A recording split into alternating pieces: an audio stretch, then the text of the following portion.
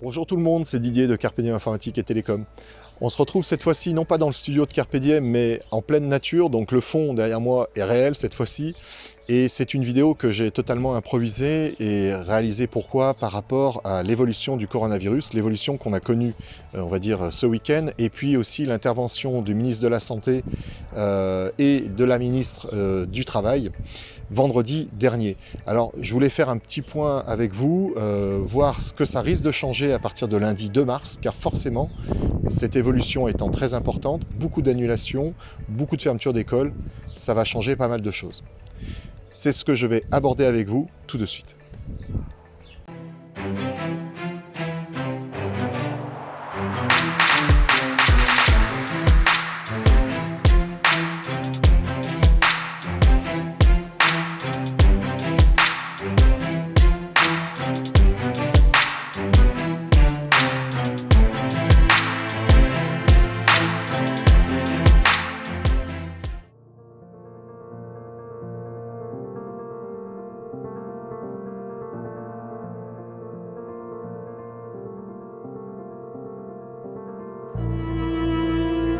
Donc on se retrouve dans cette nouvelle vidéo concernant le coronavirus et surtout le PCA au sein d'une entreprise.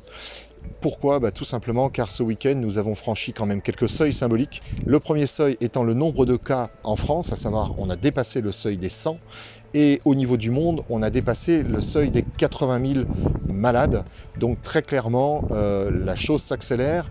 Est-ce que c'est grave ou pas? Je vous avoue qu'à force, je dois être un petit peu comme vous, je ne sais plus trop. On a des médecins qui nous disent c'est qu'une simple grippe. On a des médecins qui nous disent c'est beaucoup plus fort qu'une grippe. Une chose est certaine, c'est qu'en tout cas, moi ce que je peux vous indiquer par rapport au H1N1 de 2009, il n'y avait jamais eu autant de problèmes au niveau de l'économie. Et là, très clairement, moi, c'est le point qui m'intéresse, c'est qu'est-ce que ça va signifier au niveau de nos entreprises, qu'est-ce que va signifier le fait d'avoir des salariés absents. C'est bien là où est le problème avec ce coronavirus. Alors, virulent ou pas, mortel ou pas, si nos salariés ne sont plus présents sur leur lieu de travail, j'allais dire qu'au niveau de l'entreprise, l'impact est déjà très fort. Alors, la première chose que je voulais vous indiquer, c'est que déjà, je ne vais pas faire semblant, j'ai été un petit peu agacé par les propos du ministre de la Santé et la ministre du Travail. Ils ont tous les deux donné une conférence de presse vendredi en fin de matinée, donc on devait être le 28 février, pour nous indiquer qu'il fallait en gros arrêter de se serrer les mains, arrêter de se faire la bise et faire du télétravail. Alors j'aurais tendance à dire que c'est très bien de donner cette consigne, mais le 28 février, j'ai un petit peu la sensation que c'était un petit peu tard. On a un peu attendu quand même pour donner une consigne qui était assez évidente. Ce qui me rassure, c'est que j'ai rencontré quand même beaucoup de personnes, de chefs d'entreprise, de salariés qui ne se faisaient plus la bise et ne se serraient plus la main depuis maintenant quelques semaines. Ce que je peux vous indiquer, c'est que nous, à Carpe Diem, ça fait quasiment 3 semaines que c'est le cas. Donc c'est certes moins sympathique parce que voilà, on a toujours envie de marquer un petit peu le plaisir de dire bonjour aux gens et puis le fait que voilà, c'est quand même un acte fort de la journée, d'aller voir les gens, de leur serrer la main, de leur faire la bise, de discuter un petit peu avec eux. Ce coronavirus nous oblige à avoir un peu plus de retenue et il est vrai que ça soit dit au niveau des entreprises d'avoir cette consigne-là, c'est bien, mais ça aurait sans doute été mieux de nous donner cette consigne il y a 15 jours, 3 semaines. Parce qu'une autre incidence que ça a pu avoir, c'est que tout simplement des chefs d'entreprise n'ont pas jugé trop utile de se préparer à cette menace qui, à ce jour, semble quand même avoir un impact très très fort au niveau de l'organisation des entreprises. Il n'y a qu'à voir un petit peu les dernières annulations qui ont eu lieu à travers ne serait-ce que le territoire national. En métropole, parce qu'il semble que le dom-tom soit moins touché, ou alors on ne nous en parle pas. Mais au niveau métropole, très clairement, on assiste là depuis vendredi à des annulations de manifestations sportives. Alors pas toutes, c'est un petit peu curieux, il y a des choix qui sont faits. Alors, là, je vais vous faire la même réflexion que celle d'il y a une douzaine de jours, c'est j'ai tendance à faire confiance, malgré tout, le temps passant, il y a des choses quand même qu'on a du mal à comprendre. On a des annulations d'événements comme des séminaires. qui aujourd'hui a plus de 5000 personnes, sont annulées. Donc nous, on a d'ici quelques temps un séminaire qu'on apprécie particulièrement, qui est l'IT Partner. L'IT Partner se déroule sur 2 jours à Marne-la-Vallée. Il y a plus de 5000 personnes. Alors c'est plus de 5000 personnes sur l'événement ou plus de 5000 personnes sur 2 jours. Nous, il me semble que c'est plutôt 8000. C'est un événement qui est très important au niveau d'informatique parce que ça nous permet de rencontrer tout simplement des éditeurs, des fabricants, des confrères. Donc c'est vraiment un événement très fort dans l'année. Je crains que cet événement soit annulé. À l'heure où je fais cette vidéo, je n'ai pas d'informations, je tiens à le préciser. Mais voilà, vu les consignes données par le gouvernement, ça risque d'être annulé. On a des écoles qui, dans l'Oise notamment, vont être fermées. Alors, pourquoi je vous parle de tout cela? Évidemment, au sein d'une entreprise, ça a une incidence.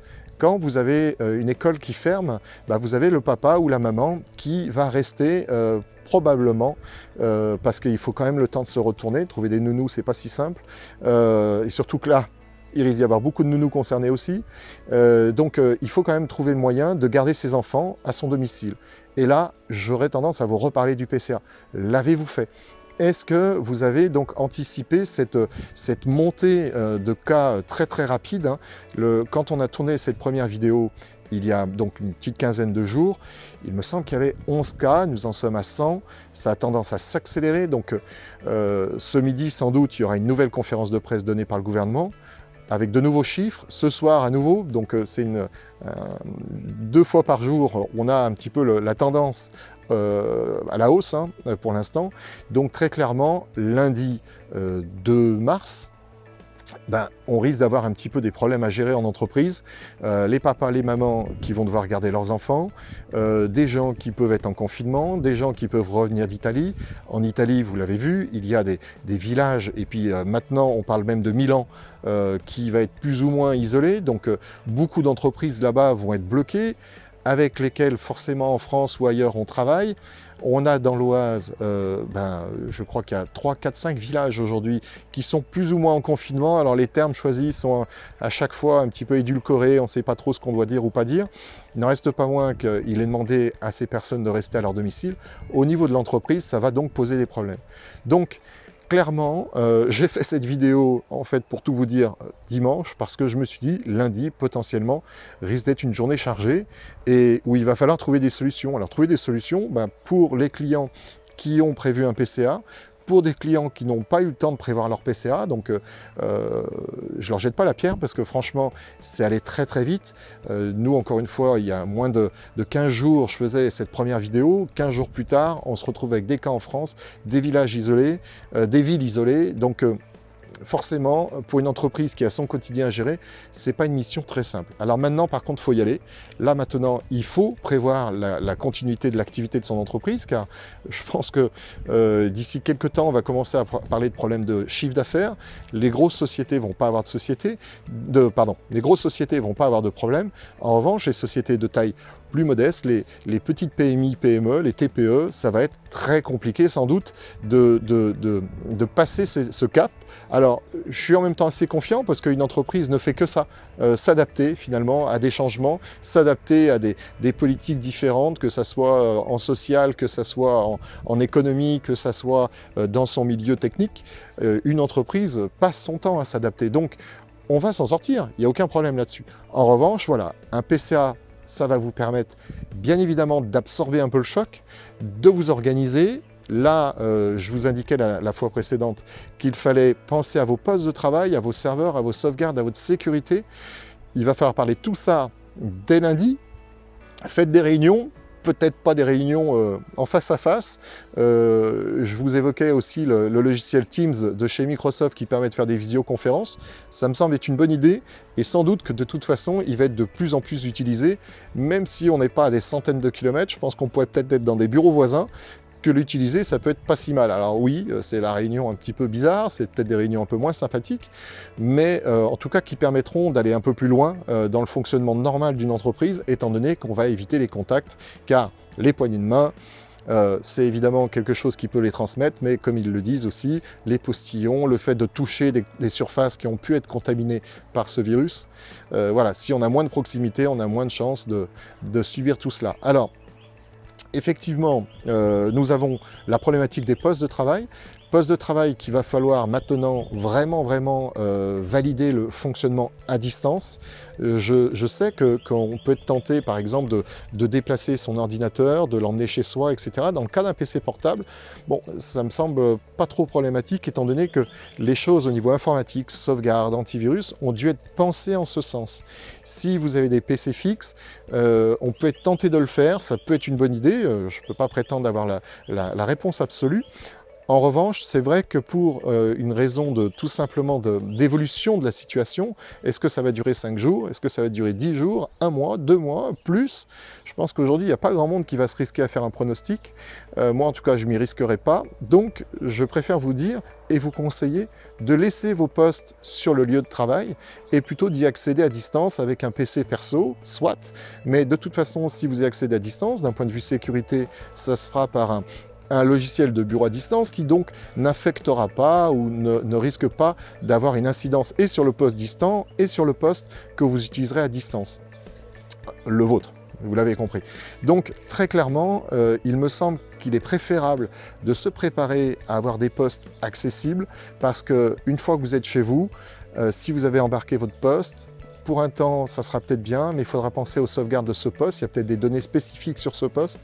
Il faut penser à la sécurité.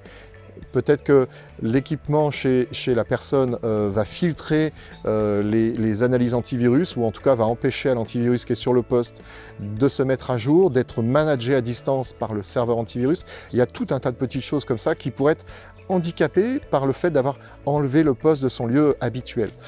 Donc ça, c'est un point, à mon avis, auquel il vaut mieux réfléchir, car l'entretien de ce poste va être compliqué. Et puis enfin, on ne va pas se le cacher, si la situation se dégradait pour la personne qui était à distance, il est évident qu'il va falloir rapatrier ce poste après, le mettre ailleurs. Donc rentrer dans un endroit où la personne aura peut-être été contaminée, et c'est quand même toujours délicat pour un salarié d'aller récupérer un poste sur cet endroit-là. Donc, encore une fois, je peux totalement comprendre la motivation à agir ainsi. Il me semble quand même que de garder les postes dans l'entreprise, c'est beaucoup plus évolutif. Je vous parlais également de binôme. Il est important d'avoir un binôme. Un binôme, il ne va pas connaître sur le bout des doigts le travail de l'autre, c'est certain. Mais il n'en reste pas moins que vous pouvez vous faire des fiches de procédure, c'est ce que je vous indiquais. On ne peut pas s'improviser sur un poste qui n'était pas le sien habituellement.